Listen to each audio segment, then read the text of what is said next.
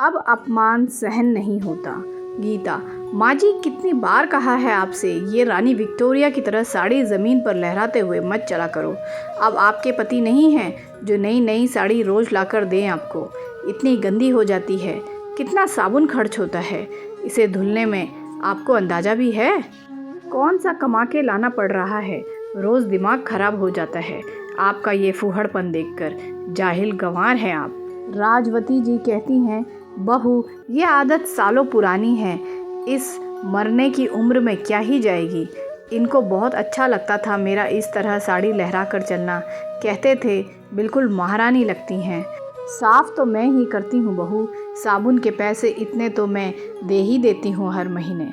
गीता कहती है, हाँ हाँ, कह तो ऐसे रही हैं जैसे लाखों रुपए हर महीने देती हैं हमें। 3,500 रुपये में आपकी दवाई, च्यवनप्राश, कपड़े, आपके खाने पीने का खर्चा देखें कि साबुन और आपके शौक श्रृंगार। बोल तो ऐसे रही हैं जाने कितना एहसान कर रही हैं हम पर। अब मेरे पास बहस का टाइम नहीं है, जाइए। आज कलिया नहीं आएगी बर्तन साफ़ करने, जब तक मैं बाज़ार से आऊँ बर्तन कर देना, झाड़ू लगा देना, सब्जी भी काट के रख देना। समझी कि फिर से बताऊँ? पिछली बार की तरह सब अधूरा छोड़कर चारपाई मत पकड़ लीजिएगा। राजवती जी कहती हैं, बहू मैंने काम की वजह से आराम नहीं किया था, मेरी कमर में असहनीय दर्द था, बीपी भी बढ़ गया था। गीता कहती है, बहाने बनाना तो कोई आपसे सीखे। चलिए अपना काम कीजिए, और हाँ आटा ज़्यादा मत लगा देना, सुबह की 4 रोटी रखी है आपके लिए। राजवती जी बिना कुछ कहे अपने पल्लू से आंसू पोंछते हुए किचन में बर्तन मांजने लगी। सोचने लगी, राजू के बापू ने रानी की तरह रखा उन्हें। मजाल है कभी किसी भी बच्चे ने उनके सामने मुझसे ऊंची आवाज़ में बात भी की हो। जब शाम को काम से वापस आते तो खोए वाली मिठाई ज़रूर लाते।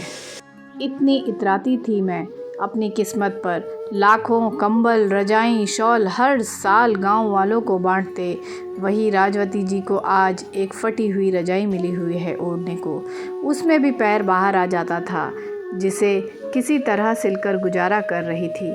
तभी अचानक अपने नाती शुभम की आवाज़ से वो वर्तमान में वापस आई। शुभम, दादी देखो मैं क्या लाया हूँ आपके लिए, खोए की मिठाई, आपकी फेवरेट है ना, दादाजी हमेशा लाते थे आपके लिए। राजवती जी, अरे मेरे लल्ला, तुझे कहाँ से मिल गई ये खोए की मिठाई। शुभम, अरे दादी वो ना नानू लाए हैं, वही लेकर आए हैं। राजवती जी, तो तू मुझे क्यों दे रहा है, तेरी मम्मा ने तुझे दी होगी ना खाने को। शुभम कहता है, दादी आपको तो पता है मैं मीठा नहीं खाता ज़्यादा, ये तो इतनी सारी है, आप नहीं लोगी, ले लो ना थोड़ी सी। बालहट के सामने राजवती जी नतमस्तक हो गई। वैसे तो ये उनकी पसंदीदा मिठाई थी, बस थोड़ा सा मुंह में मिठास घुली ही थी कि बहुरानी गीता आ धमकी। गीता कहती है, तेरे नाना क्या इसलिए ही इतना पैसा खर्च करके तेरे लिए खाने को लाते हैं कि तू ऐरे गैरों को खिलाता फिरे। गीता ने तुरंत राजवती जी के हाथ से मिठाई छीन ली। गीता कहती है, आप क्या करेंगी खाकर, इससे अच्छा तो मेहमानों को खिला दूंगी। आपकी भी आदत बिगड़ रही है दिन पर दिन। कान खोलकर सुन लीजिए, आज के बाद अगर शुभम से कोई भी चीज़ चोरी से मंगवाई तो मुझसे बुरा कोई नहीं होगा। शुभम कहता है, मम्मा ये तो पापा की मम्मा हैं, आप मेरी दादी से ऐसे कैसे बात कर सकते हो, इन्होंने चोरी नहीं की, मैंने दी है इन्हें मिठाई, दादी ने नहीं मंगाई। गीता कहती है, ज़्यादा आया दादी दादी करने वाला, ज़्यादा ज़बान चलने लगी है तेरी, बुड्ढों के साथ रहकर, जा अपना होमवर्क कर। राजवती जी पल्लू से आंसू पोंछती हुई अपनी टूटी हुई चारपाई पर आकर बैठ गई।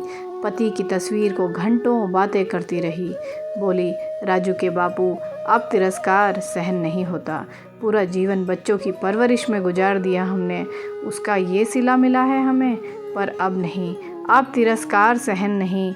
मन में कुछ प्रण लिए राजवती जी सो गईं। अगली सुबह होते ही गीता चिल्लाई, मम्मी जी ये क्या, आपने आज झाड़ू भी नहीं लगाया, ना चाय बनाई ना नाश्ता, कितना समय हो गया है, क्या हो गया है आपको। राजवती जी कहती हैं, मुझे कुछ नहीं हुआ, मैं सास हूँ और ये घर मेरा और मेरे पति का है। ये एहसास हो गया है मुझे। तुम लोग इस घर से जा सकते हो। अगर आज ही ये घर खाली नहीं किया तो कल पुलिस को बुलाऊंगी। गीता और राजू राजवती का चेहरा देखते ही रह जाते हैं। राजवती जी का फैसला अड़िग था। राजू और गीता किराए के घर में रहने लगे। शुभम आ जाता है दादी के पास रोज़। उसे वो तरह तरह के पकवान बनाकर खिलाती है और घंटों उससे बैठकर बातें करती है। तो दोस्तों, राजवती जी का ये फ़ैसला सही था या गलत, मुझे कमेंट करके आप ज़रूर बताएं।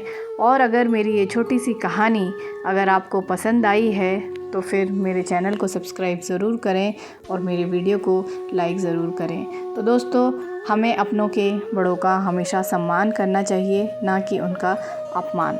तो मिलते हैं अपनी अगली वीडियो में एक बहुत ही खूबसूरत सी दिल को छू लेने वाली कहानी के साथ। तब तक के लिए bye bye and take care दोस्तों।